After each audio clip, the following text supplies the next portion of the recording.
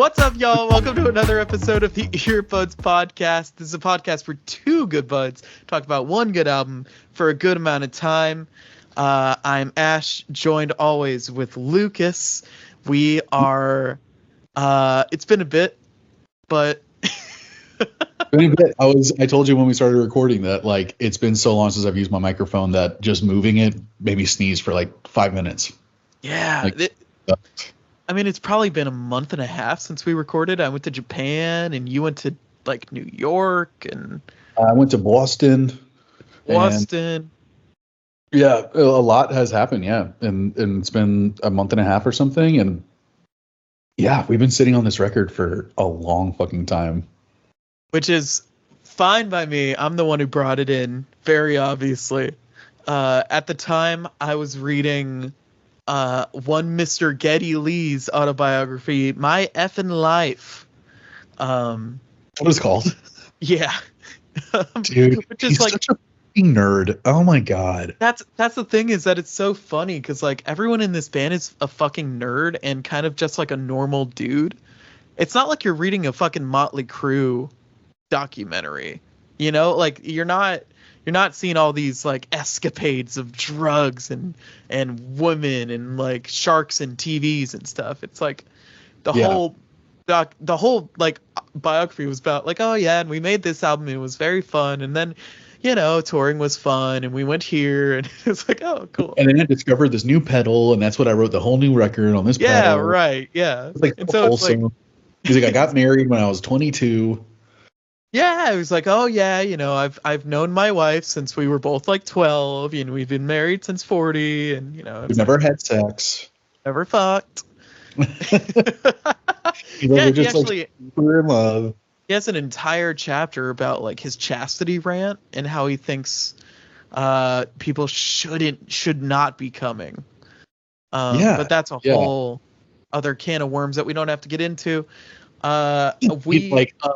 And also, groupies are a myth. Groupies don't exist. We just have fucking underlings. Yeah, we just have like really nerdy dudes that come up to us at shows and ask us like about equipment. Like Rush might be the nerdiest band. They might be one of the nerdiest fucking bands ever. And at this point, people still say they're a cult band. I think at this point we got to call them mainstream. I feel like there are too many fucking fans. You can only have so many like fans that are so dedicated and still call it a cult band. Well, Rush is one of those bands that I don't realize how many songs I know by them until I listen to a whole album. Sure, yeah. Yeah, it's like the first time I heard this record was because of you. Well, we haven't said we're talking about Permanent Waves by Rush today.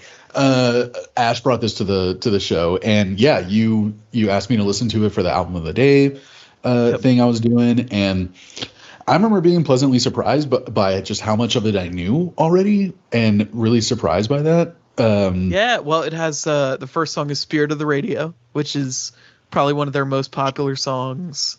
Yeah. And Free Will, I think, also got a lot of airplay.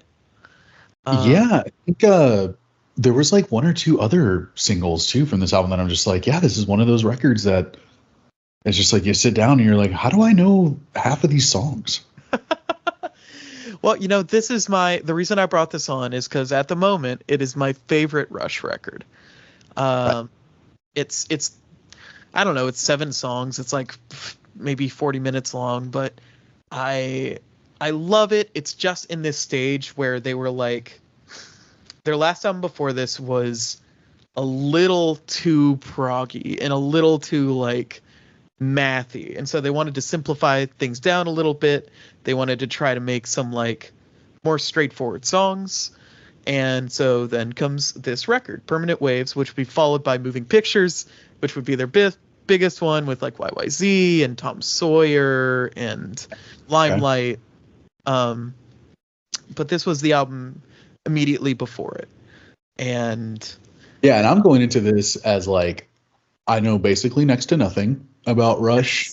I never really sought them out. This is the only album by them I've ever really sat down and listened to all the way through, and listened to more than once, definitely. Yeah, right. I'm a total Rush virgin.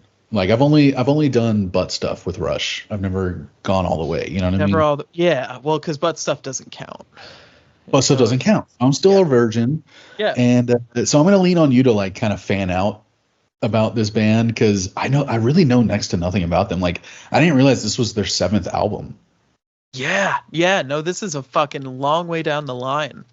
Yeah, and they Because got their biggest album after this, which is they blew up on their eighth album. Like what the yeah, right. Yeah, well, yeah. because like they, if I could very briefly go through Rush's history, uh, And I want to hear about yes, and tell me about your history with Rush too, because like they were yes, like when you told me, I think it was at band practice one time, we were talking about what our favorite band is. When you said Rush, I like that was one of the most surprising things ever. Like that was such a shock. yeah, well, because I like at that time as well, I don't think I really listened to any other groups like them. Hmm. And I these days I hardly listen to any groups from before like the 90s. Right. Did Um you ever see like Dream Theater, like any other prog rock at all? Did you ever get into that stuff? I'm kind of into King Crimson. Like I don't I'm not really super into Dream Theater. Like the other most proggy I get is like I don't know, maybe like Kyoto's or something or like, Yeah. I was you trying to know, think like a proggy other genre, like like I love like John, like math rock or something or yeah, what's the fucking metal band that me and you both randomly like that's super prog rocky with that um pitched like falsetto singer? He's fucking awesome and they're pretty heavy. oh, fuck, Damn, man. I can't. Uh we'll figure it out Yeah, yeah. at some I was trying point. to remember, but yeah, I never got into prog rock either. So like, I just never. I don't have any history with this. I fucking hated Dream Theater, but I liked Tom Sawyer. You know, so uh, Russ I has a chance for me to like them. I think I mean Rush is a band that when they when they stopped activity, when Neil Peart passed away, their last album was in 2012 if I remember correctly, and they started in like the 70s. Isn't And that so they also a really popular record by them? um 2012, or is it that's 2112? 2112, yeah. Okay, I Yeah, was well, like, what are the fucking chances? in this brief history of Rush, Rush starts out in 1968. They make a pretty popular like rock blues record with Workin' Man on it, which is still by like today one of their most popular songs. Um, it's it's got a pretty iconic opening riff. If you don't recognize it, I'd probably say you could skip it.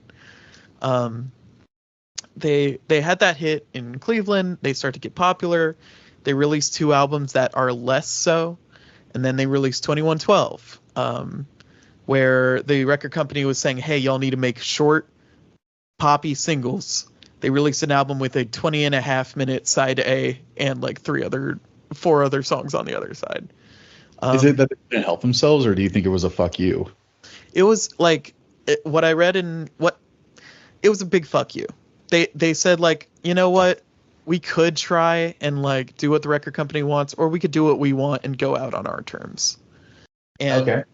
so they did Well, that. anyone that I know that has been signed to a label has said that it's like a fucking nightmare. So I wouldn't know. I'm very happy that I'm not signed to a label, especially back in the day. Um, it must have been pretty fucking tough. But all I've heard is that they're just horrible to deal with. they stuck to their guns. They released 2112. It's a big hit, and so after that, they pretty much win their freedom, and they can do whatever they want. The record company doesn't get a say in anything. Um, and then they released two more records, each getting more and more complex than the last. And then after Hemispheres. They released Permanent Waves, and it's their first kind of like this is where I would argue that they became kind of a mainstream band. Yeah, I mean, this album feels like, especially the spirit of radio. It's probably because it's been used so many times in movies, but anytime I hear that song, I'm like, this is just like the quintessential 80s coming of age movie song. Yeah, right. Like they have this just kind of like hopeful, and it's kind of like we're struggling, but we're gonna make it, and like, and it's just like everything's gonna be fine type music. Yeah, right. And Yeah. and so that kind of rockets into stardom. And my personal history starts with my dad. He's always been a big fan of Rush, ever since I think like A Farewell to Kings, which was like their fourth album or maybe fifth album or something. And I don't know. They just have a huge catalog, and all their albums are good in their own way, except for maybe this little like 10-year span of time. So you just got into them because your dad had them on all the time? Yeah, I got them. Yeah, my dad had them on all the time. I said they were my favorite band because my dad listened to them. Then I finally started branching out, finding my own music, and then like 6 years after that, decided that Rush is, yes, again, probably one of my favorite bands. Yeah. Oh, yeah, dude, that was like fucking mind blowing when you told me that. Just because I just saw you as a punk kid. Yeah. So yeah, like that's a crazy Ash fact. Yeah, I mean, I don't think anyone gets that. back when Mortales were playing, like I think I was listening to like Bright Light Social Hour and like a lot of punk music for the punk band, and like stuff that is like nothing like any Rush. Yeah, no. And yeah, when you suggested this album for me, I was like super concerned. Really didn't think I was gonna like it at all. Yeah. I just grew up kind of hating bands like Rush.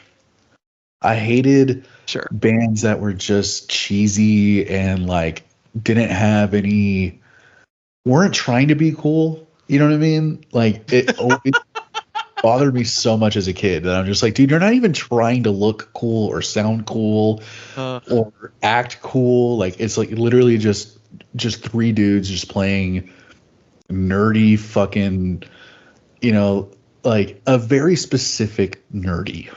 Yes. Yeah. And Rush just encompasses that completely, and I just like could never get into them. And this album definitely like showed me a side of Rush I didn't know existed, because my favorite songs on this album are not the hits. Ones that I don't think were on the radio. Because then it's something that was like, oh, this is different. Like maybe I would like earlier Rush more. Unless that was just super proggy and lame. It was a lot proggier. Okay. Hemisphere, like I might hate. I think you might like A Farewell to Kings, but probably not Hemispheres. It's a lot of Hemispheres is 4 songs long. And it's like 40 minutes. Jams. Okay. Yeah. Fuck. Yeah, I probably wouldn't like that. Yeah. I still have like a very love-hate relationship with Rush. I think that's fair. I think especially like if you're not into Geddy Lee's vocals, that's going to be a tough spot for you. Privately, I like them. Like that's not even the part that bothers me.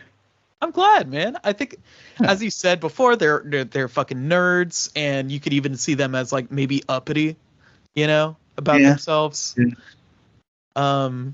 But I was very glad to bring this on. It's been, I don't think we haven't talked about Rush yet, but no. I'm very excited to hear what you think of this fucking album.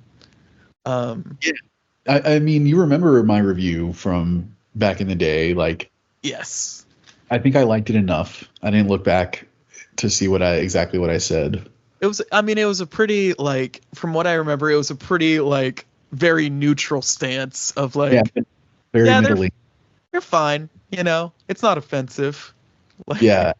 And I remember I don't think it was both of my choice nugs that I picked back then. I think one of them changed this time around, but still, like, those three songs are my favorite songs on the record, and it's just for one reason or another, those are the ones that I clinged on to at the time. One of them that was my choice nug at the time that is not anymore is Natural Science. That was one of my favorite songs back in the day. Interesting. I know, right? It's such a fucking weird song. It is. I mean, it's a song with like three parts. It's a little over 9 minutes long. It's kind of a as a bit of a spoiler, it is one of my favorite songs of all time. Christ. Not to put too much pressure on you. It's definitely one of my favorite Rush songs. Wow. But I feel like this song in particular has like kind of influenced, if not just my drumming, also like my songwriting and just the tropes I love to see in music. I feel like it's the darkest song on the record too. Yeah, well, this whole record kind of has this I guess this loose kind of bittersweet like feel about it. It does. It has this like melancholic kind of bittersweet, but like I said, like I get coming of age movie vibes from this record. So like it does kind of feel like struggle, but everything's gonna be okay songs. Yeah, and Natural Science especially talks about how like in 1980, Neil Peart, the drummer and lyricist, was talking about how we need to like, not overstep our bounds and respect nature and get a good balance between nature and man and not have one overtake the other. But and no one listened. And no one fucking listened. And now we're here and people are saying all the same shit that they were saying probably in the 80s. Yeah, probably. If anything, it's only gotten worse. But yes. Yeah, that's I mean, yeah, and it kind of adds like, I mean, not again, it's like so funny, this is where my brain goes to, because I feel like this is the people that I hate also feel this way, but it's like writing a song about like climate issues and like being in touch with nature and being like in tune with it and in balance with it and everything. I'm just like, even that sounds like a little bit of an uppity thing to write about in a song. Yeah, sure. You know what I mean? It's like, I think that's where my brain goes to, but it's like, yeah, it is. I could see why they might come off as like kind of uppity and like elitist. Almost, yeah, preaching or elitist. Like intellectual elitist or something. And you could definitely get that if you read the lyrics. Yeah. Neil Peart he was a very big reader, very into books, very into like Fountainhead and all these like very like intellectual books. And so some of the lyrics can be. I imagine him just reading like fantasy and sci-fi. Yeah. Well, that was a lot of the inspiration, especially for early Rush. Was fantasy and sci-fi. And then later on down the line, kind of got out of that, a little further out of that. A little more into like philosophical, theory type, like let's examine thing and theorize what's going on there. It really does just sound like he was writing about whatever was on his mind. Like on this album, the spirit of the radio being about how like listening to the radio is fun and it opens you up to new stuff. And then Free Will is probably one of the biggest, like next to what's the Natural Science? Like I feel like Free Will is the most kind of preachy. Talking political, social, kind of like, I don't want to say it's political by saying like, oh, I'm going to choose free will, like rather than be controlled or whatever. But it's just like, I guess that's where my brain goes to. It is kind of just politics and. Yeah, but I don't know. I really enjoy Neil's lyrics throughout the Rush discography, and I feel like this album is also like chock full of great stuff. And I think it's very, it shows how good Geddy Lee is as a vocalist, that he's able to sing this stuff in a way that isn't distracting, Yeah. What's weird is that like Natural Science is one of the only songs I think it's I think it's the only song on the record that I wouldn't be able to ignore if it was playing. Sure. That's not meaning like everything else is just forgettable or like it doesn't catch my attention, but it's Natural Science is the one that's all over the place. It's like you said, it's like those three distinct movements, and I think it had names. The first one's yeah. They have 1 tide pools, 2 hyperspace, and 3 permanent waves. yeah, and that they like stuck the fucking speaker cabinet outside of the mountains where they were recording to get some sort of like some very wide like ambient reverb and stuff. Yeah, natural echo or whatever they called it. It's like that's what's kind of cool is that a lot of the songs on this record have like stories behind them in terms of just like, oh yeah, we thought of this like cool thing, so we wanted to write about it, and then we recorded this one thing in a really like interesting way, and you would never guess. I would never guess when I listen to this record that it's like how artistic they really are, because this type of music, to me, which is another reason why it's really hard for me to get into it, is that I feel like there's not a lot of heart. Sure. Yeah. A lot of soul in this music. It feels like so technical and precise and yeah. like cutting that like I can't. It's hard for me. There's no groove in it, so it's hard for me to like really get into it because I'm like this just kind of sounds like heartless computer music. Sure. It's like not often that Geddy Lee is like like singing from the soul and like letting his fucking heart guide him or anything. I just don't like that. They're just more I'm reading a really interesting book and it's talking about music from the perspective of a neuroscientist. And so she's talking about like what music does to your brain. And in the book also kind of tries to help you figure out like how you can figure out what kind of music you would like just because of what kind of personality and how your brain works. So it's interesting. And one of the first things she talks about is for a lot of people, you either listen to music from the neck up or from the neck down. It's like how you experience. Oh, interesting. Yeah. And it's like usually most people are just like, I just like, you know, how listening to really interesting music that just makes my brain go like, how did they write that? And, you know, like, wow, blah, blah. And then other people are just like, I just love music because I feel it in my heart and I feel it in my soul and it makes me want to dance or it makes me feel something, you know? And I'm like right in the middle. I do both. And so it's weird when like I do listen to some music and just kind of geek out about how well written it is and just like, oh fuck, that's such a good fucking fill and, you know, blah, blah, blah. And so it's weird that there are times where I listen to a band like Rush that just feels like they're very just intellectually written. Just there's not a lot of feelings going on. And that is, I like music like that sometimes. And for some reason with Rush, it's like, I just can't get into it like I can get into other bands that I think are similar. I think the lyrics of the songs have a lot of heart in them, but they're performed in a way where you shouldn't be getting the heart from the performance. Maybe. Yeah. I feel like a lot of the lyrics, especially on this record, can be like, I don't know, pretty personal, like Entre Nous, and Different Strings, which Geddy Lee wrote about him and his wife, who runs a clothing brand. Oh, you know, okay. The different strings, like threads and stuff like that. Yeah, I like Different Strings. But yeah, it's like they're playing to like the biggest metronome ever made. Yeah, I can't even deny that shit. Like, I get you. It's like very like Neil Peart is very calculated in his drumming, and like the guitar and bass are very tight with each other, even if they're doing different things. And it does seem like they're almost oddly in sync, I guess. Yeah, I think that was weird. My mic just did something weird.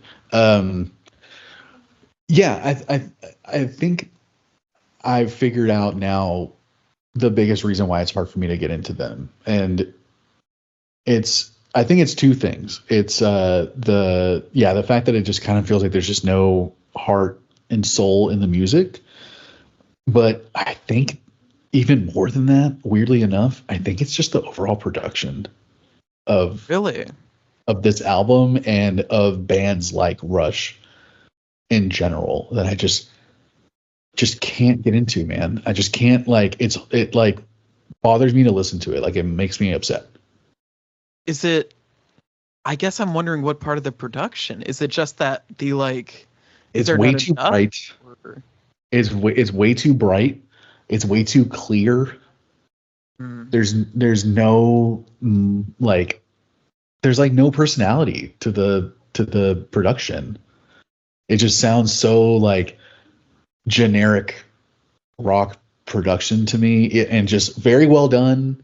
You know, like it's like everything is well mixed and on all that, but it's like just the overall sound. The bass is too trebly and bouncy and like punchy for me. Uh, it just makes me think of other prog rock bands that use the exact same type of production, and I just can't get into it. The drums are too clear. They don't have enough oomph to them. They're just drum. You know, just I don't know. It's like so hard to explain, and to me, it just sounds like prog rock.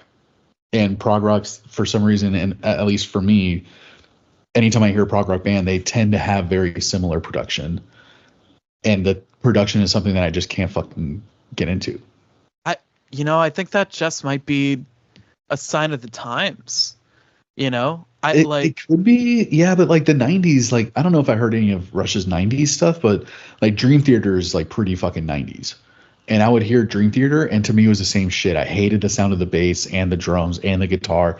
Everything just had too many mids and treble in it, and just like no fucking like foundation to the music. No bass, no balls, no fucking no sack. sure. I And I like I sack in my music.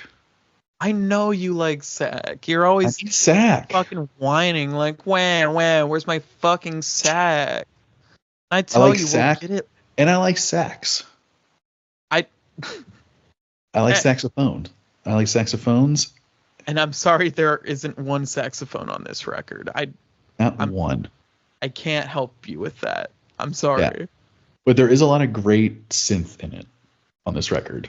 Yeah, I think this is where they started testing out synths and Oh, uh they started they this is the first record that they use it this extensively. yeah, well they've used synths every once in a while in albums before, but this is I think the start of when it really becomes a part of the music rather than some kind of flavoring in addition Oh, to it. man, they use a lot of it on this album, and it's my favorite part of the music. Yeah, well it was very from the autobiography, it was very new back then. He was very excited about it. Later on, I think there would be a synth problem with Rush, and this production that you are not into would get even worse, in my opinion. Oh, Um, how? just that it was almost too muddled. I remember some albums um, that there's a lot of reverb and chorus on the guitars throughout a lot of these records, and barely Oh. any oomph with it because it's kind of contending with the synth. Yeah, but when you add like a chorus to a guitar, it kind of makes it sound like a synth. So you're not complementing the synth, you're just kind of adding to that same. Yeah, yeah. Yeah, oh The, man, that's it not was good. it was kind of tough. Like at the time, he in the thick of it in these albums, on albums like I don't know, like Hold Your Fire and Presto, stuff in the late '80s, where they would be getting really into the synth stuff, and like Roll the Oh, Bones in the '90s. There was some contention because like Alex didn't really know where he could fit in the band with all this stuff, like kind of competing with him. right, right. Um, and so I don't know. I think there's a great balance of it on this record. Um, I think it I sounds, see, it's sonically my favorite part of the record. I think the synth sounds amazing on this album. Sure, especially throughout like Jacob's Ladder and Natural Science. Yeah. It plays a big part, and I think those are the two songs that I would put up for contention of this album being produced very well and in an interesting way. Well, yeah, I could agree with you on that, but it's just, do I like it? No. Sure. Because like I said, it's everything about it is well done. Like it's done very well, but it's also like just no. Even the production to me even has no heart to it. It's just so fucking technical. How is this supposed to sound? That's how it's gonna sound. It's like that's not fun. That's not interesting to me. Lucas, as well as the sack, likes things a little raw. He likes it dirty. He likes it nasty. Yeah, I honestly I was listening to Breaking Benjamin recently, and their first album, that the only album that I listened to from them, and there were moments on the album where they got off beat a little bit, like a couple of times. Like clearly they weren't playing to a metronome on a lot of the songs, and it just adds so much like charm and authenticity to me when I hear a record and it's like it wasn't played perfectly. They just like fucking did it, you know? And I have a hard time getting into modern like metalcore because it's so fucking, it's like a computer wrote it to me. I'm like, these are sampled drums, you know, everything's put to a fucking metronome. It's just, it takes all the like feeling and heart out of the music for me. And that's kind of like, it's like, yeah, I listen to this album and it just sounds like, no, the bass should be X hertz because that's how because the way that the sound waves work and blah, blah. And you're just like, oh, okay. And then they do it and it's like perfect. But also it's just like, but then there's no personality in this at all. I think that's due to there being 3 fucking people in this band. They're trying to make it sound like very dramatic, these songs. They're almost making them sound theatrical in a way. And to do that, I think they got to be on top of it.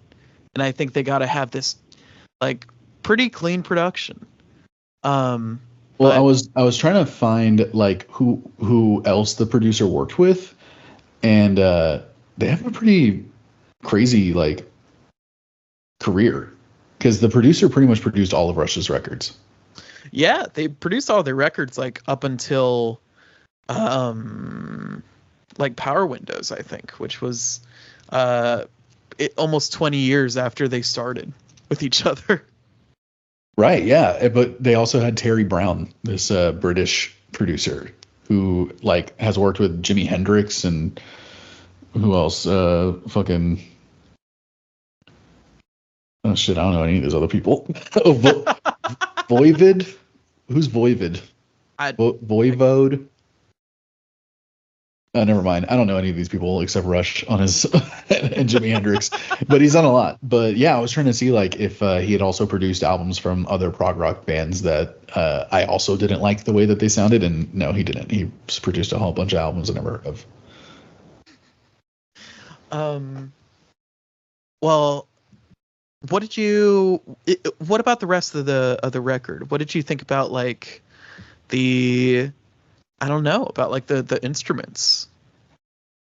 Yeah, man. I mean, this is one of those bands that it's like undeniably they're super fucking talented. So it's again, it's the heart fighting the heart fighting the brain. Is what I meant.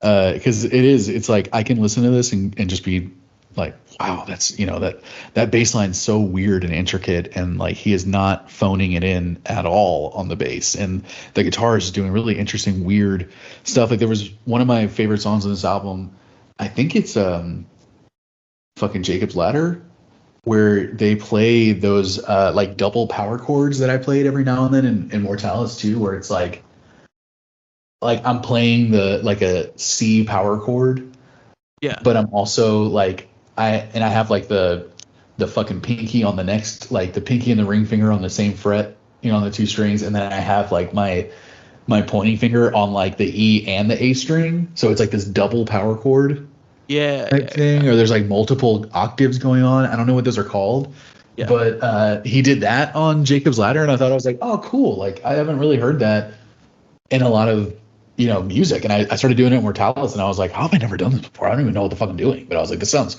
really beefy and cool. And yeah, so like, there's a lot of like nerdy musical moments for me on this album, but it is like my heart just being like, yeah, but I just can't get into it. Just aren't invested. Fuck. Yeah, but like, fuck, everyone's really fucking talented. Like everyone's amazing at what they do. But yeah, it's like I feel like I'm Bogart in the conversation of just like why I don't like this record. But like, what is it exactly that I feel like you have a lot of nostalgia to this record? I feel like you grew up with this. Yeah, this album was on pretty frequent repeat in my dad's car and still is. Right. Yeah. And it's like good memories are tied to this album, and I think go ahead. Even past that, I think the heart of this band comes from the work they've done to make this shit sound so clean. And in the same way that they will use odd time signatures, but will do the odd time signatures in a way that is like accessible and you could still kind of groove with it. Yeah, that like yeah, and it's like kind of an odd meter, but like you could still groove to it, and you could still like it doesn't sound like math rock prog that like you would be that you would associate with prog bands. And then I think that same form, that's why the production is so clean, and they're working really hard to try and like keep everything real fucking tight and give everything its moment. And I think that's where the heart comes from, as well as the lyrics coming in throughout the whole thing. But do you feel emotion when you listen to this album? Yeah, Natural Science gives me goosebumps. Really? Yeah. Every time, like the breakdown comes in, is so fucking cool. It's not like I'm looking into myself, and like finding answers to the questions of life, but like sure. Jacob's Ladder has one of my favorite guitar riffs of all time.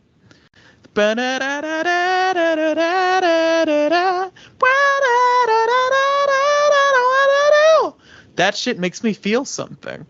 It's like, I don't know, that's like a riff that fucking it fills me with fucking emotions and shit. Okay. And I'll be honest, I usually skip Spirit of the Radio whenever I listen to this record. It's like you've heard it a million times. I've heard it. It's like Tom Sawyer and Limelight. Like, I don't think I ever need to listen to those songs again.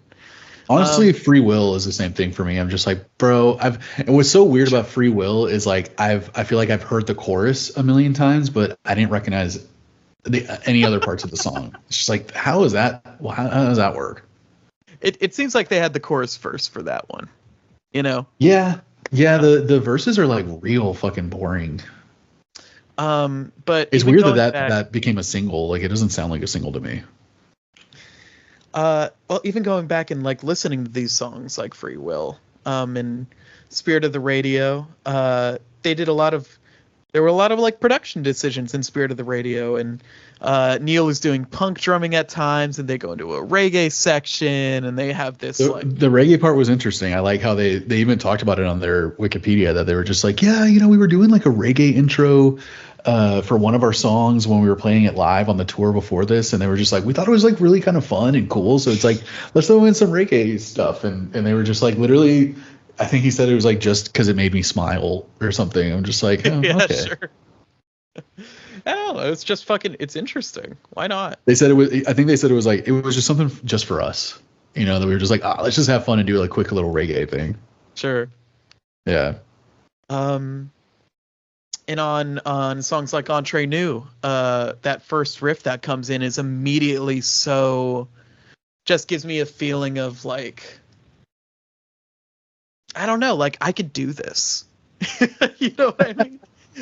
Yeah, man. I mean, we've already mentioned it a few times on the episode that it's like, yeah, this album has this like hopeful kind of triumphant feeling to a lot of these songs, that it's just like, we will overcome whatever, situation we are in this song. Yeah. And so I don't know. Those are the kind of moments I look forward to when I listen to this album. And I think there are a lot of like catchy parts on this record, there are obviously a lot of interesting musician moments if you care to listen to that. But I think if you don't really give a fuck about like music or like complexity of the music, it's still just as accessible. And that's, I think, the thing that separates Rush and that gives it this like cult following, is that kind of both sides of that spectrum can listen to it and enjoy it, in my opinion. Yeah. No, I think you're right. It's like it's weird that songs like Free Will and Spirit of Radio like became as big as they did. Like you hear those songs and you're just like, yeah, I can see like a very specific subsect of people would like get really into these songs, but then it's kind of crazy how like you're right. It's like this is one of those like crossover songs of like people who wouldn't normally listen to prog rock kind of nerdy music, and then they hear that and they're just like, I don't know, there's something about it that's really cool, you know, like they grab onto it or whatever. Yeah. And I think they are kind of a crossover hit, which is the weirdest part about them, to be honest. Like I feel like they remind me of like the presidents of the United States of America, or Sure. or like, you know, like the Aquabats, like just these bands that are just like unapologetically just kind of not cool and kind of nerdy and just like regular kind of nerdy dudes that can just write catchy music, and you're just like, okay, like, you know, it's they, and I feel like they certain type of people like gravitate towards that type of music. Yeah, fucking myself, baby. You're a fucking nerd. Should we get to like ratings? Should we get to nugs? Yeah. Let's do the ratings. I'll go first because I know yours is gonna obviously be higher. Yep. Yeah, man. I honestly like. I'm mostly just kind of bored and uninterested when I listen to this record, but there is some cool stuff. There's some stuff I do like. I think it's one of those albums that is good enough for me to put on while I like do chores. You know, like put it on and just kind of do stuff around the apartment. Because I'm not gonna. I think the thing is like this band is not the type of band for me to sit down and like fucking buckle in and just sit. I'm gonna listen to a Rush record right now. You know, like this. They're just not that for me. But I can definitely throw them on and do stuff around the apartment and still hear things and be like, oh, that was kind of cool. And then the rest of it's just kind of like, okay, I'm just like scrubbing my toilet or something, you know. But yeah, like not for nothing, dude. Everyone's super talented in this band. They obviously, you know, there's a reason why this band is so huge and everything, but it's just one of those like, yes, and it's just not for me. So I'm going to give this, surprisingly, even with all that said, I think I'm going to give it like a 6. Okay. And I say surprisingly because I think you probably assumed I would give it a lower than a 6. When you said surprisingly, you honestly got my hopes up for a 7, if I'm being honest. No, can't get there. Can't get there for you. Sorry. I think it seems like the production we stand on completely different viewpoints about. I think like it doesn't take a genius to recognize these guys are talented musicians, but I think them having that be in benefit of the music, and they're really, I mean, I don't know, they could be showing off, but it also sounds really good, and they're just not just jerking off for no reason. Yeah, I don't think so. Like none of this. That's what's weird too about like usually prog rock bands seem so like masturbatory, A little and bit, just like so self-indulgent, and Rush doesn't feel that way at all. There's a lot of sincerity to their music, like to what they're playing. I can understand it not really like feeling anything, especially from like the vocal delivery or whatever. Mm-hmm. It is just kind of like, I don't know, he's just singing the lyrics. But yeah, interesting voice at least. This multiple times this album has given me like goosebumps on many parts, and I don't know. I think it's always a great fucking listen from start to finish, even if that start to finish excludes Spirit of the Radio. You're starting to get a little upset.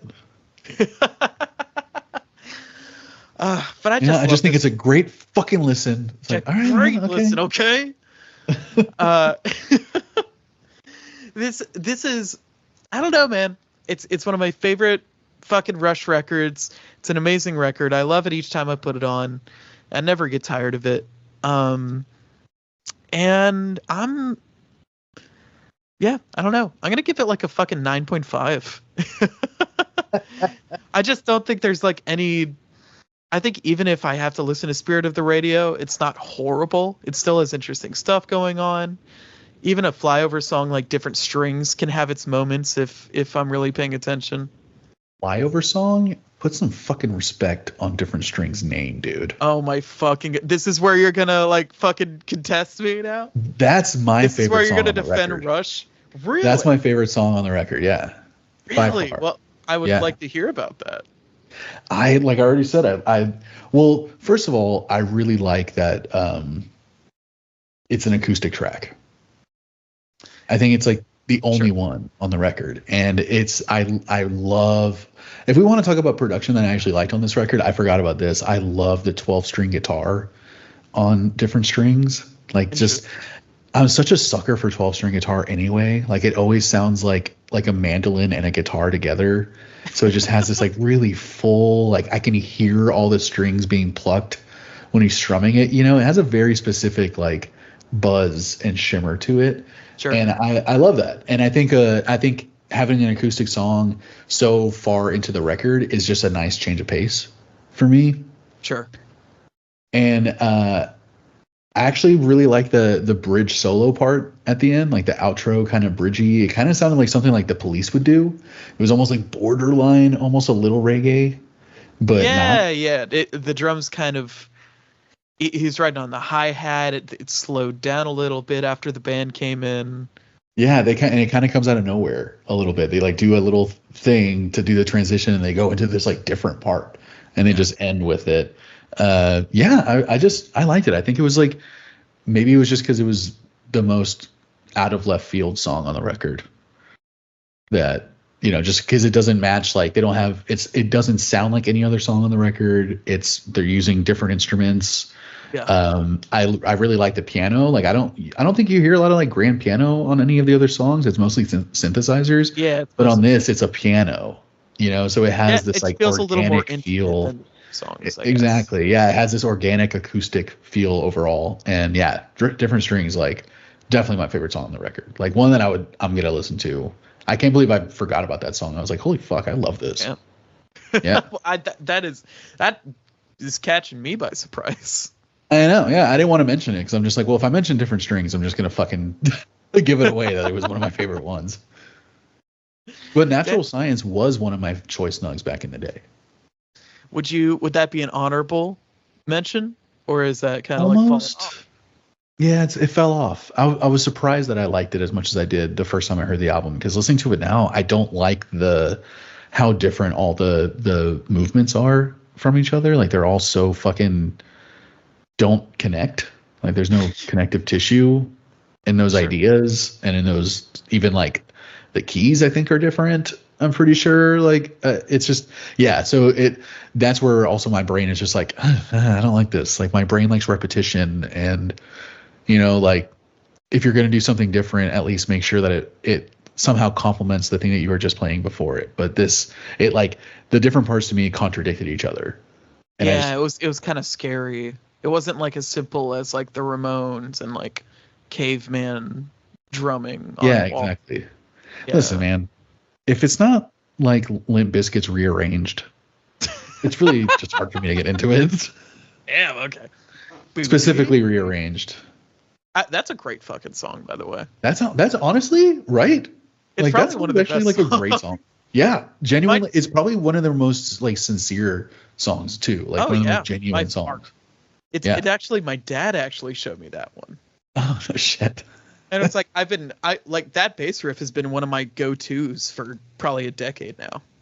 I think it's that one and Schism were my two bass lines that were my go-tos. Yeah, because I never played bass, but I know, right? Like, yeah. And what was cool is that they were both like iconic and cool, but they weren't hard. So yeah, they were. Rearrange is basically just like doing power chords, but it's on the bass, and it sounds interesting. I used to love that Ibanez bass. that the bassist had too. He kind of had like, it wasn't an RG, it was like the S series or like a different Ibanez bass. It was just so fucking cool looking. But anyway, Yeah, I could talk about Limp Bizkit all day. You could watch our episode on $3 Bill, y'all, if you want to hear our takes on Limp Bizkit. What a fucking good album. Talk about a band that's better than Rush. Just kidding. No, fuck, man. That was inflammatory. Even as a joke. I'm poking the bear. And I like Limp Bizkit. Parts of Limp Bizkit. Yeah, Fred Durst. Fred Durst is my favorite part. That's all I like about. Did you have any other honorable mentions? No, I just have another choice nug. Okay. Well, then I'm going to get to my first, which is Natural Science, because I know you're not picking it anymore. Damn. I mean, I think you already said that, right? It's like one of your favorite songs ever written or some shit. Yeah. And so, like, that's when you took it off of your fucking Narnugs, and you decided to fucking talk shit on it. Yeah, I was like, this song isn't cool anymore. If you like it that much. I don't know. I showed, like, my partner this song, and, like, I don't know. We experienced it together. It was sweet. It's a song. Cool. I think all the parts go together beautifully, even if they don't sound similar. If they don't, like, carry themes from one to the other. Huh? I'm gonna guess Riley's the one that liked it. No, I listened to it with Devin. Riley has like, Riley. I am gonna force Riley to watch the documentary with me one day, but both of them are not very interested in Rush, which is fine. Devin, like, I don't know. They both give it a fucking chance. You know, they love me, and so they want to try to like enjoy the things I enjoy. But yeah, I just for some reason my prediction was that Riley liked it because she brought the Proto Men to the show, and I was just like, I kind of hear the Proto I hear a lot of Rush influence on the Proto Men. Maybe. Isn't it weird? Like it's weird that Riley would like them and not Rush. I think that Venn diagram is almost like a complete circle to me. Well, Riley wants the fucking action. You know, she doesn't want all these twisty, twirly, old ass fucking songs and like. Yeah, I get that's it. Totally I get cool. that. Yeah. But I love that fucking song. I love the message. I love the musical composition. The drumming was like the songwriting and the drumming was very influential to me. There are some fucking moments on this song that just like I just get so excited for every time. And yeah, fuck man, I don't know. It's a great fucking song that I think not a lot of people really care about. I guess it's a weird closing track too. It's just such a weird song. You know, like I think it's asking a lot from people. I think they were probably just like having fun. And they were just going with it, doing whatever they wanted to. Yeah, and you know me, I'm a fan of 9-minute songs. So, I am. How many 9-minute songs do we fucking write in our band? Well, that's very true. Most of those songs were just like 3 songs mashed together, basically. Sometimes, yeah. Or we'd have like a 2-minute bridge. yeah, and it would like slow down, and it was like, okay. Yeah. This is a 7-minute song now instead of a 5-minute. Exactly. Yeah, I think our shortest song on that last record was like almost 5 minutes long. It was definitely Golem. It was probably like 4 or 5 minutes. I think it was like 4.5 or even probably more than that, which is pretty crazy. In any case, I fucking love Natural Science, but what is your second nug? My second nug is Jacob's Ladder. I share that one with you. Yeah. Yeah, baby. That fucking, I don't know what that power chord is called, but whatever that power chord is, like when they would fucking bust that out, it's like, ooh, like they just, it was like one of the only things that like hit on this record for me. Interesting. Yeah. It starts off with this very lengthy, very slow kind of. There are not many lyrics on this song. They're like probably three lines of lyrics. It's the most like their older stuff, right? It's like the most prog rocky kind of. Yeah, I'd say it's probably most similar to their old stuff. It might have been a keep over from like Hemispheres or something. And also big use of the synths on here throughout like the whole song. God, I just love this fucking song. I love how like when those power chords come in, it's just so gritty and like angry. Again, I love that lead guitar riff that comes in. Ugh, Yeah. so fun. Yeah. And it seems like this song would hit really hard live because it has like a 2-minute build up. Yeah, basically. well, It's like this is not a song they would ever play live. Really? It seems like this them, would be a fucking favorite to hear live. It's a favorite of mine. On their last tour. Yeah.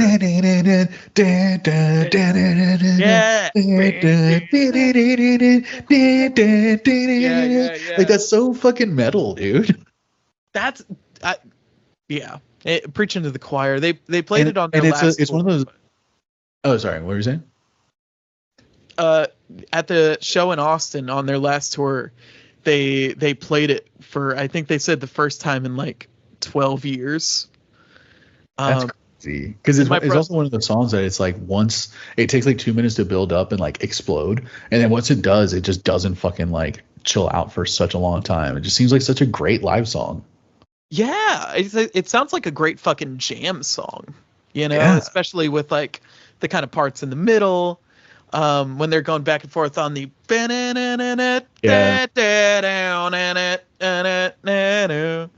like such a sick riff, dude, and then it goes into that like super Spinal Tap-y, like like the fucking Stonehenge. The Stonehenge, yeah. Back when there were druids in the world. But I fucking love this song. I adore it. No, yeah, Jacob's Ladder is legitimately like just a fucking sick song. Like again, it's like that's how their Rush is just a crossover band. I think that's the best way to describe them now. Because it's like me, a guy who fucking hates music like this. There are at least there's 2 songs on this record that I genuinely love. Thank God. We got to that 6 somehow. That's where the 6 comes 5, from, baby. Yeah, that's where the 6 comes from. Because it's like now listening to Jacob's Ladder again, I'm like, oh, that riff. I was like, oh fuck yeah. God, dude, so fucking good. So good. Well, I guess this episode was pretty good too. Yeah, I guess it was pretty good. We did it. We got through it. It's been a fucking month and a half. Yeah. And we've been talking for 2.5 hours, over 2.5 hours, but we haven't recorded all of it. We were talking to each other for like an hour and more than an hour, just about catching up in Japan, and nothing in particular that's happened in the U.S. government. Nothing huge that's happened in the world. Well, thanks for listening, guys. If you guys like Rush and like this album, like let us know. If you fucking hate it, let us know. But yeah, actually, y'all don't need to let us know if you hate it. You could just fucking stay to yourselves. Okay, then yes, and leave us a comment on the YouTube video that we probably have of this. Leave us a comment on Spotify or wherever you can listen to podcasts. Leave us a review. And yeah, man, let us know wherever you can, wherever we have comments, if you guys want us to review any albums specifically. I think the next record I've already decided, right? Yes. Yeah. Do you remember it? I'm very excited. I just remembered. We're going to listen to, I think it's pronounced Viesu. Viesu.